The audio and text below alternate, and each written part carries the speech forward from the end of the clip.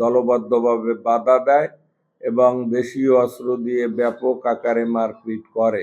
কেউ করে না আমার কর্মীরা চেষ্টা করেছে বহিরাগত আইসা যেন জামাতের এইরকম একটা মব সৃষ্টি করতে না পারে তার চেষ্টা করেছে।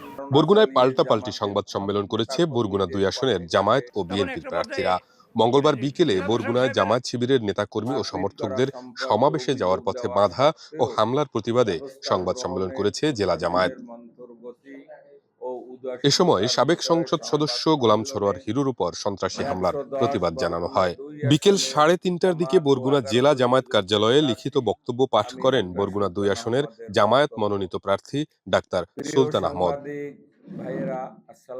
এর পরপরই সন্ধ্যা ৬:৩০টার দিকে জেলা বিএনপি কার্যালয়ে সংবাদ সম্মেলন করেন বিএনপির ভাইস চেয়ারম্যান ও দলের মনোনীত প্রার্থী আলহাজ নুরুল ইসলাম মনি। প্রথম সংবাদ সম্মেলনে বরগুনা ২ আসনের জামায়াতের প্রার্থী ডাক্তার সুলতান আহমেদ অভিযোগ করে বলেন, ওই আসনের বিএনপির প্রার্থী নুরুল ইসলাম মনির ভাড়াটে সন্ত্রাসীরা পাথরঘাটায় ১১ দলীয় জোট আয়োজিত শেষ নির্বাচনী প্রচার প্রচারণার জনসভায় যেতে নেতাকর্মী ও সমর্থকদের বাধা দেন। পাশাপাশি দেশীয় অস্ত্র দিয়ে বিভিন্ন স্থানে জামায়াত সহ ১১ দলীয় জোটের কর্মী সমর্থকদের উপর হামলা চালায়। এতে লেভেল প্লেইং ফিল্ড বিনষ্ট করার চেষ্টা চালাচ্ছে বলেও অভিযোগ করেন তিনি।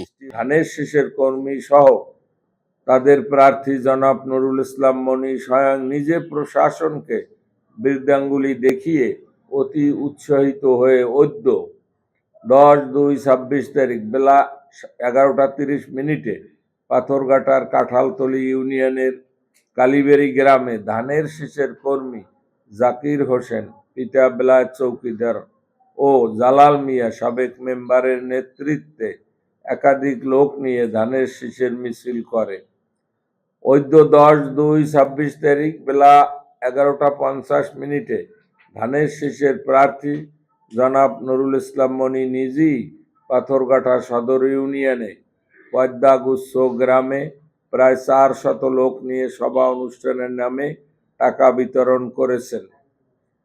আজ 10/২/২৬ তারিখ সকাল থেকে ধানের শীষ প্রতীকের প্রার্থীর নির্দেশ অনুযায়ী তার কর্মী ও ভাগ্নে নয়ন ও শুটার বাবুল সহ বেশ কয়েকজন সন্ত্রাসী ও তাদের বাহিনী পাথরঘাটা বামনা বেতাগী উপজেলার অধিকাংশ ভোটকেন্দ্র ও প্রত্যন্ত এলাকার বাজারে।